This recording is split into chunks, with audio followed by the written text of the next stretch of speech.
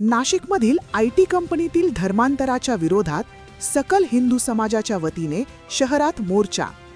नाशिकमधील आयटी कंपनीत सुरू असलेल्या लैंगिक शोषण प्रकरणाने संपूर्ण महाराष्ट्र हादरला असून सर्वत्र संतापाची लाट उसळली आहे. याच पार्श्वभूमीवर नाशिक शहरात धर्मांतर प्रकरणाच्या निषेधार्थ सकल हिंदू समाजाच्या वतीने मोठा मोर्चा काढण्यात आला आहे.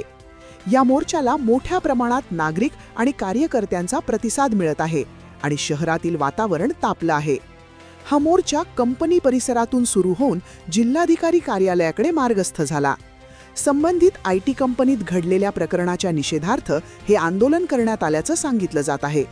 मोर्चामध्ये महिलांचा मोठ्या प्रमाणात सहभाग दिसून आला. अनेक महिलांनी भगवे वस्त्र परिधान करून, डोक्यावर भगवे फेटे व टोप्या घालून आणि हातात भगवे झेंडे घेऊन सहभाग नोंदवला आहे. तसेच संबंधित कंपनी ते जिल्हाधिकारी कार्यालयापर्यंत बाईक रॅलीही काढण्यात आली. दरम्यान या प्रकरणी आयटी कंपनीतील 6 आरोपींना पोलिसांनी अटक केली आहे. या कंपनीच्या HR नीदा खान अद्याप फरार आहे. तिचा शोध घेतला जात आहे. दरम्यान आता ज्या नाशिकमधील आयटी कंपनीत अत्याचाराचा प्रकार उघडकीस आला होता, त्या कंपनीनं आपलं कामकाज थांबवलं आहे. कर्मचाऱ्यांना कंपनीत उपस्थित न राहण्याचा आदेश देण्यात आला आहे.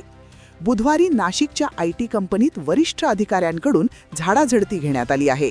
या कंपनीतील 150 कर्मचाऱ्यांना तूर्त सोमवारपासून वर्क फ्रॉम होम करण्याचे आदेश देण्यात आले आहेत.